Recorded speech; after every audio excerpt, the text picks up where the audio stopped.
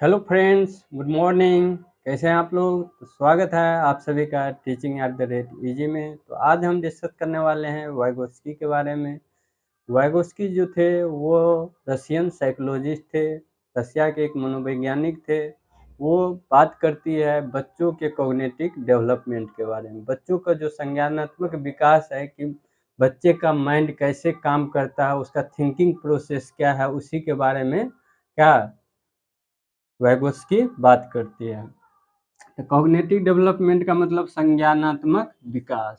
संज्ञानात्मक विकास बच्चे का कैसे संज्ञानात्मक विकास होगा, उसका सोचने समझने की क्षमता क्या होना चाहिए, किसी वे में वो सोच रहा है, कौन सी प्रोसेस के थ्रू वो समझ रहा है, तो उसी के बारे में वैगोत्स्की बात करते हैं। और वो कौन थे? रशियन साइकोलॉजिस्ट थे, रशिया के एक मनोवैज्ञानिक थे। और वो सोशल कंस्ट्रक्टिविस्ट थे, वो सामाजिक रचनावादी थे। वो हमेशा समाज के प्रति वो ज़्यादा वो रचना करते, उसके बारे में सोचते थे, हमेशा उसके बारे में सर्च करते थे। सामाजिक रचनावादी वो थे। कौन? वाइगोत्स्की कौन थे? सामाजिक रचनावादी थे।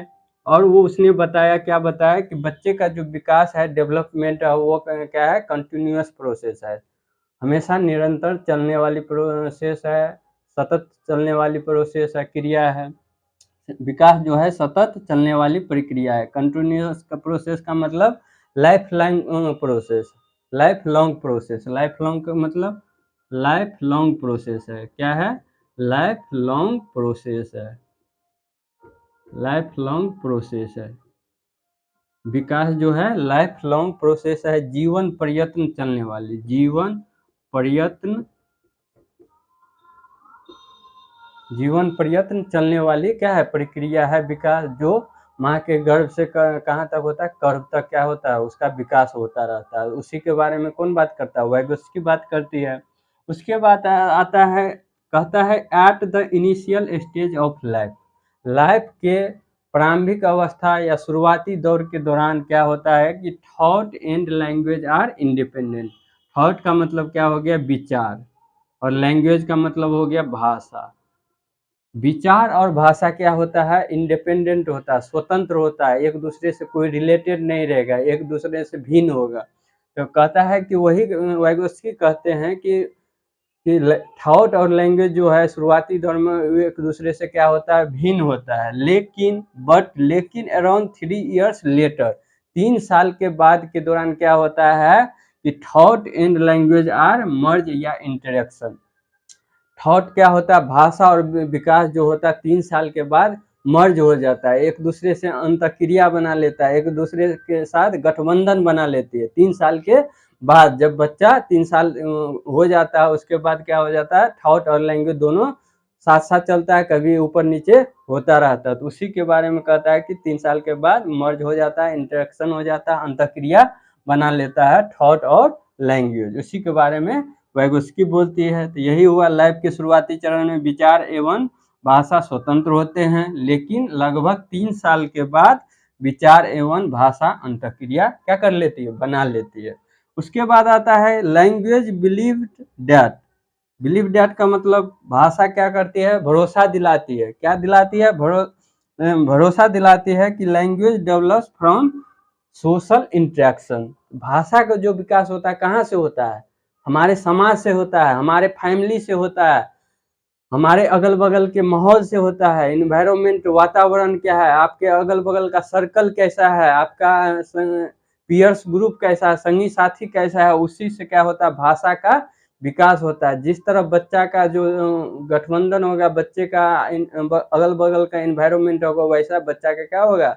विकास होगा। उसका कॉग्निटिव डेवलपमेंट, संज्ञानात्मक स्तर अच्छा होगा, सोचने की, समझना की क्षमता, विचारने की क्षमता, कोई भी चीज़ का डिसीजन लेने की क्षमता, ये उस सब में डेवलप होगा। अगर अच्छा माहौल रहेगा, गुड इन्वायरमेंट रहेगा, तो अच्छा क्या होगा? कॉग्निटिव डेवलपमेंट होगा बच्चे के अंदर। उसके बाद वैगोत्स्की बहुत सारे ऐसे पॉइंट पे क्या किया गया, पहलू पे ध्यान दिया गया है। कॉग्निटिव डेवलपमेंट के साथ साथ 3 ऐसा टर्म है जो वो क्या किया उसके बारे में बताती है। तो आइए हम अगले बारे में जानते हैं। उसके बाद जो आता है कि वाइगोस्की के द्वारा जो तीन महत्वपूर्ण पहलुओं पर क्या करते हैं उसके बारे में बात करते हैं। तीन महत्वपूर्ण पहलू, थ्री इम्पोर्टेंट एस्पेक्ट के बारे में क्या करती है वाइगोत्स्की बात करती है। इसके बारे में बात करती है, उसको SCL से याद रखेंगे। एस का मतलब सोसाइटी या सोशल इंटरेक्शन, दूसरा सी का मतलब हो गया कल्चर, कल्चर का मतलब हो गया सांस्कृतिक, और एल का मतलब हो गया लैंग्वेज, लैंग्वेज का मतलब हो गया भाषा। तो सोशल इंटरेक्शन सामाजिक अंतःक्रिया, उसके बाद कल्चर हो गया हमारा सभ्यता रीति रिवाज, सांस्कृतिक जो होता है कल्चर का मतलब, लैंग्वेज का मतलब भाषा।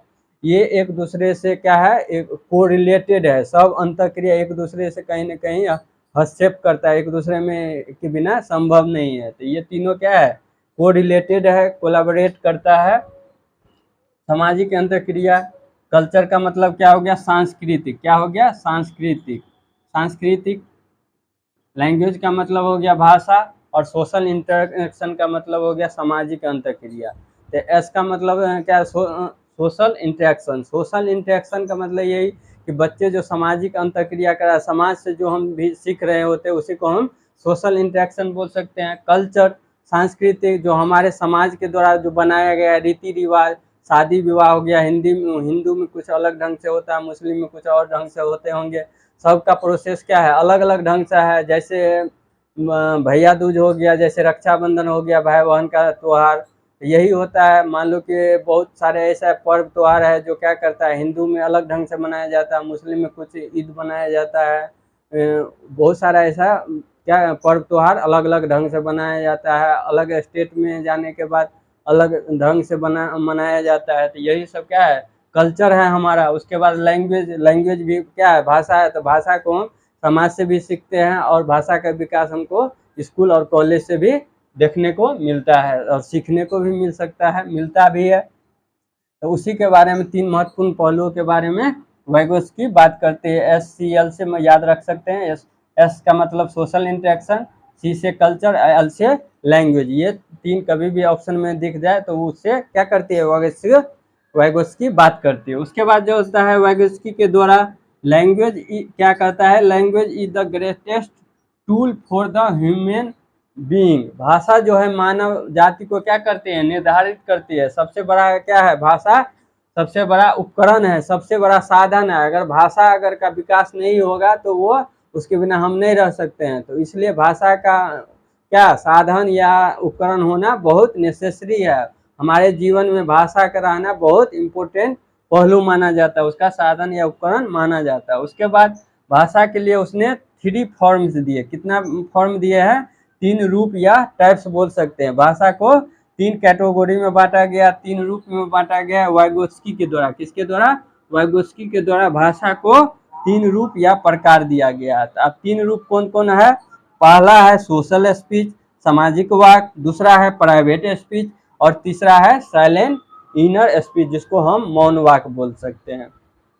तो सोशल स्पीच में जो सामाजिक वाक होता है, सामाजिक वाक जो होता है वो बच्चा कब करने लगता है, तो 2 इयर्स के बाद बच्चे का क्या होता है कि सामाजिक वाक वो समाज से कुछ अंतःक्रिया करने लगता है, अपना फैमिली से कुछ न कुछ सीखने लगता है। 2 वर्षों के बाद, वही लिखे हैं आफ्टर 2 इयर्स, 2 इयर्स के बाद बच्चों क्या करने लगता है, वो सोशल इंटरेक्शन करने लगता है, सामाजिक भाषा वो सीखने लगता है। उसके बाद आता है प्राइवेट स्पीच, प्राइवेट स्पीच का निज वाक हुआ हिंदी।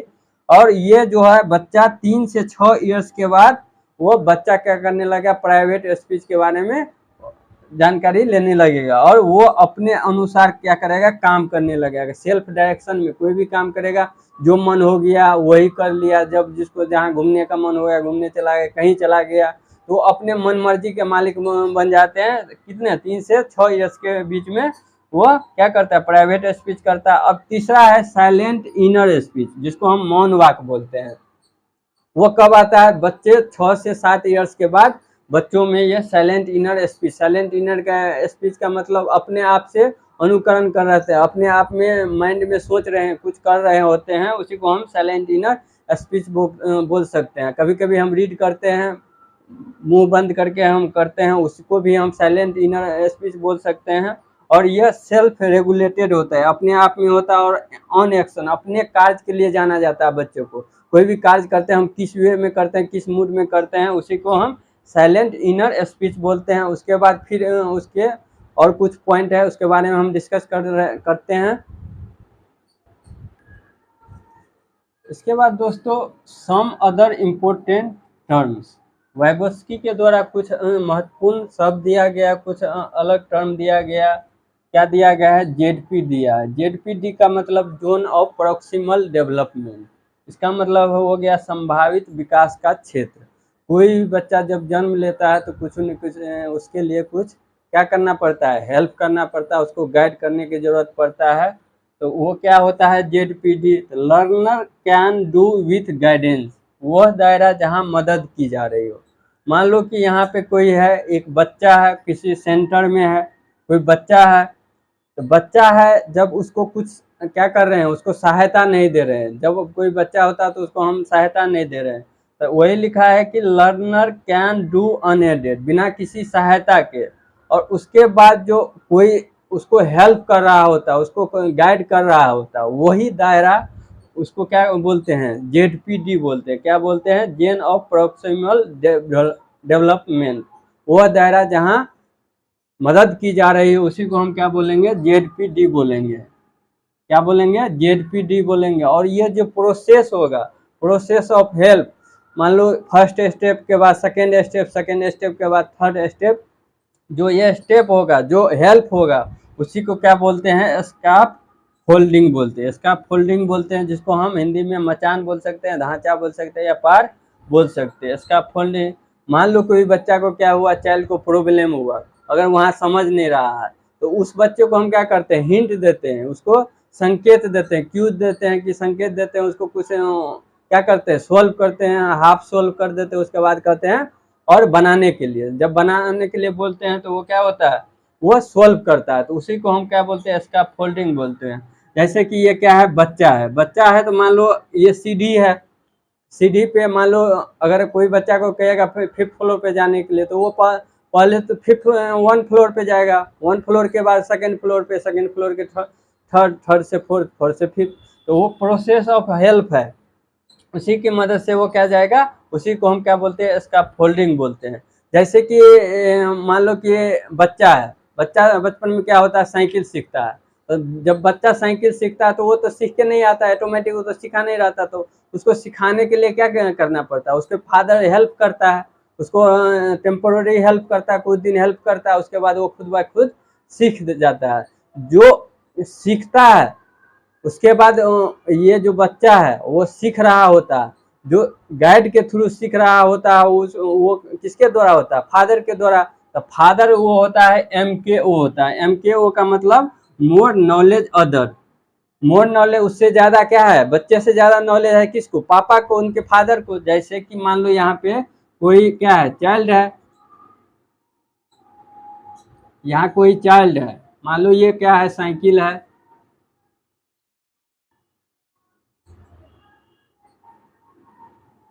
ये चाइल्ड है, ये क्या है? बाईसाइकिल है। क्या है? बाईसाइकिल है। बाईसाइकिल है, ये क्या कर रहा है? हेल्प कर रहा है। कौन कर रहा है? मान लो ये उसका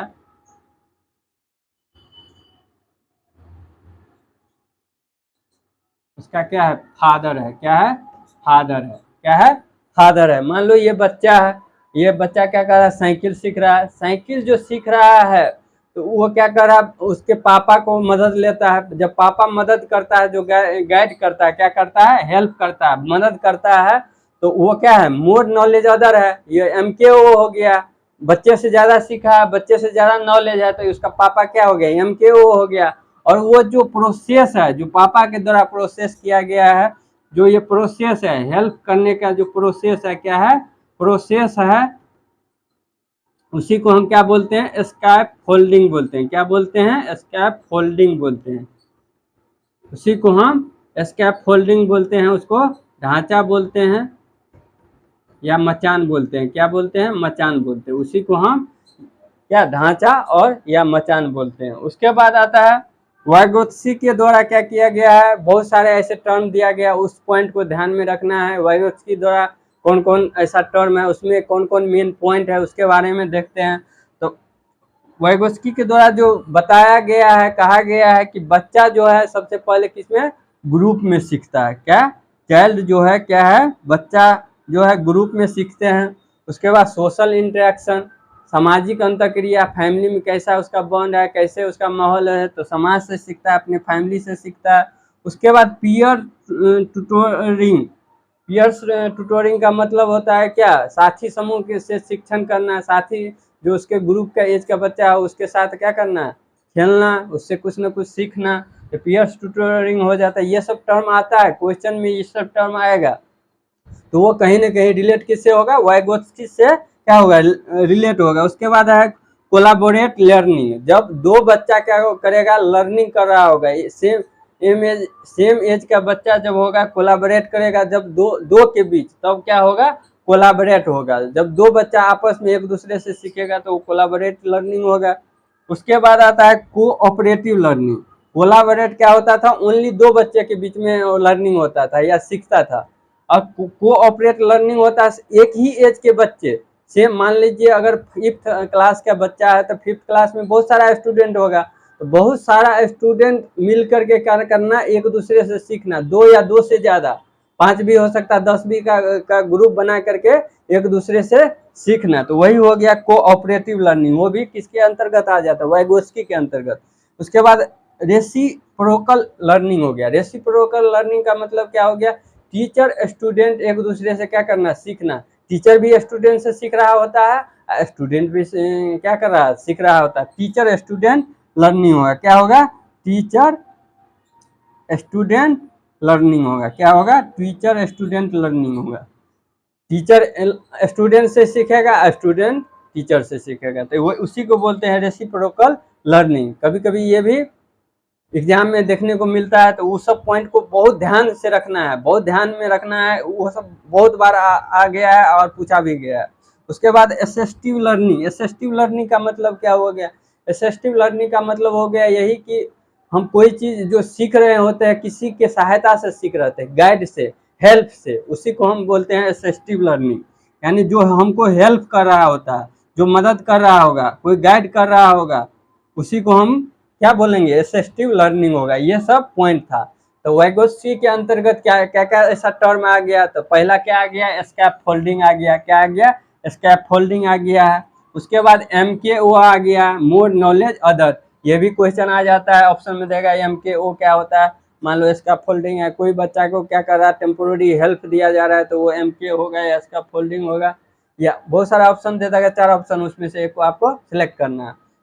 उसके बाद वाइगोत्स्की के अंतर्गत क्या पढ़े, 3 फॉर्म पढ़े थे, SCL, S से क्या, सोशल इंटरेक्शन, C से कल्चर, उसके बाद L से लैंग्वेज।